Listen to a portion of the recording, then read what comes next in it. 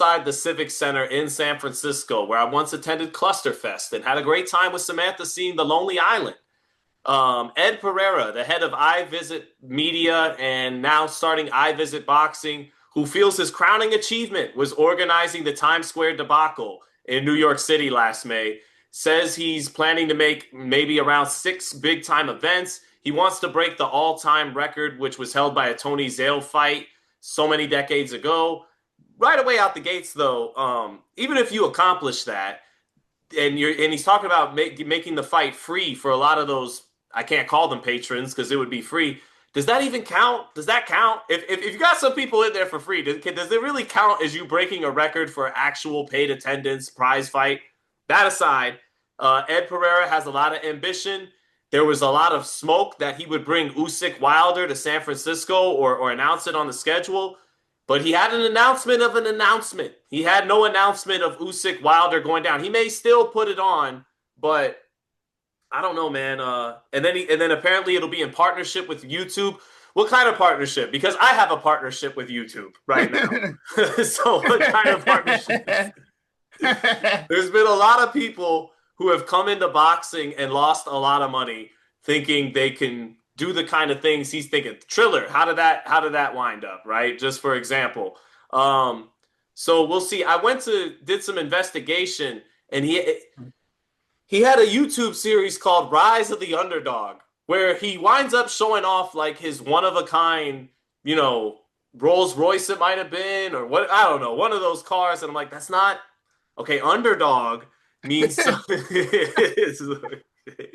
But anyway, a lot of high production value videos showing him from multiple camera angles, talking about how super smart he is and how super smart this team of people.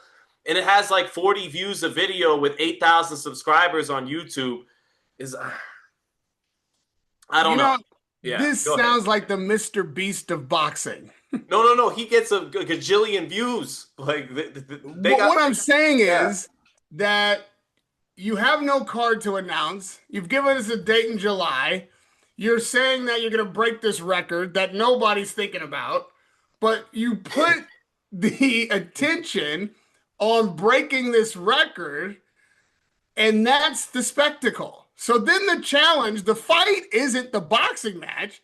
The fight is getting 132 plus thousand people to whatever this location is. And if you can do that, the visual spectacle of it will be breathtaking. And I take you at your point. If the 132,000 people that showed up for the fight, and what fight was it? USYK-WILDER? No. The fight that holds a record now. Oh, Tony Zale again. Go ahead. Tony Zale. Hold on. This is Tony Zale for now. And they paid. Well, then to be on even footing, these people have to pay something. If those people bought a ticket and these people are coming for 100% free, I don't think that counts. Then that's just like, how many people can you gather in one spot? That ain't how many, patrons, like you say, or tickets did you sell. I think that might have, we might have to ask Guinness if that qualifies as breaking the record. However, if you can make the fight about the fans' attendance, then from between now and July, that's what we're all engaged in, watching them promote this thing, watching them figure out how to get people there, the logistics of it, whether people are going to attend, and whoever the fight is almost becomes secondary to whether or not they accomplish this other goal that they've set out from the beginning, right? Like, who cares whoever is in the middle of the ring, if I can see 132 plus thousand people show up in San Francisco of all cities, not exactly a fight town, to watch a boxing match, then the payoff is them doing the thing. It's kind of a magic trick. It's a David Blaine making the Statue of Liberty disappear. You know what I mean? It's like, this is the spectacle of it. I'm not really mad at it. They've already got me fascinated. They've already got me like, well, how are they going to do that? My first question wasn't who's fighting. It was my second question. But my first question was, how the fuck are they going to do that? Oh, and then when we find out who's fighting, no matter who it is, I think our question will still remain, well, how are they going to do that with that fight? Because if it was Joshua if it was Tyson Paul, Yeah. I think that's a hard number to hit.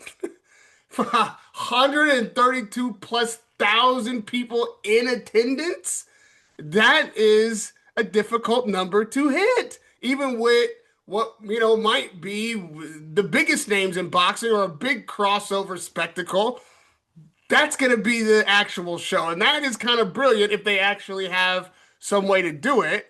Or even if it doesn't make it, I think, like you said, what happened to Triller? Well, what happened when Triller came on the scene? They had Snoop calling the fight. They had things that were meant to sell the brand. They were creating a spectacle so the word Triller will become household reference. So that in sports they will have done something to enhance the value of this brand and then do with that whatever they wanted to do. I think this is that kind of play. They want you to know the name of this promoter of this company. And at the end of the day, if that is accomplished and 132,000 plus people show up to be a part of this thing, well, when the next morning comes, you'll know the name of that company. You will know the name of the people who put that on, and that is worth all the money and promotion that they put into it. It's misdirection. Like, look at what they're really selling. That's an ad campaign to me. Right, right. Well, it would actually have to be over 135,000 because that's the record for Tony Zale versus Billy, not Richard, Pryor in 1941. So yeah, I know. That would be a funny boxer's name. Not Richard Pryor. Pryor. Or Not Aaron Pryor, not Richard Pryor, Billy yeah. Pryor in It was 19. 35,000, was it? I had 32 in my mind for some reason. No, no, because I said that first. Sorry. Oh, okay. 35 plus thousand. Let me tell you, that extra 3,000 is hard to get.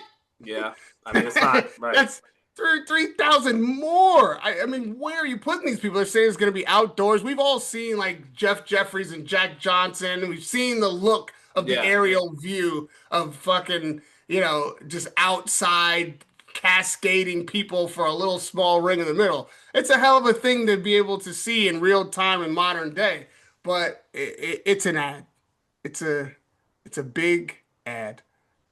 Yeah, they didn't have cell phones and stuff to distract them either. It was, anyways. But look, the funny part is, I mentioned going to Clusterfest in that same area he held the presser at with Samantha. And Samantha immediately is like, I want to go. Like, it's in San Francisco in the summertime and it's going to be free on YouTube. Like, that sounds awesome. Let's go. I agree. But apparently, I'm the guy who sabotages his credentials these days. This is what I do. I can't get out of my own way. I can't stop talking shit. So it's gonna be boxing's Woodstock. I thought of Woodstock. Yes, agree. Yeah, Yeah. I mean, just look at, bro. I respect it 100%. I want to be a part of it. I want to broadcast it. I want to get involved because already the genius of making us speculate on that number, how they're gonna do it, your wife wanting to go, like in San Francisco, which is like absolutely not a boxing town, outside, like you say, in the summer, like well played, well played. I'm in the game. I mean, San Francisco did house a sellout essentially for Haney Prograis and was home to the only Mayweather Pacquiao doubleheader, 2001, Mayweather against Jesus Chavez, Pacquiao, I believe, against Agapito Sanchez in 2001. So, San Fran has a little stay, and they got the Niners, Raheem. They got the Niners. Well, actually, they don't. They play in Santa Clara. Anyways, yeah, I would love to be there too. And that's cool that it's going to be free potentially on YouTube and have free tickets. I want to be there. But again, I don't know. I can't shut up. I might have just made that DOA for myself by shitting on the owner of the whole venture. So I wonder if Polymart is going to have odds on whether or not they hit 135 plus, or if it even ever happens. Because right. Now that's a real master stroke if you just keep hyping it, and then don't even fuck now. But that might hurt the brand. I don't know. This is all interesting. This is a very interesting marketing. What brand though? Have you ever heard of iVISIT Media? Well, that's the point. Yeah. No, but I have now. He says they've been around since 1997 and they're the biggest printing publisher in the United Kingdom. Well, maybe they're going to 3D print 135,000 people, and that is the that's the spectacle we're about to witness.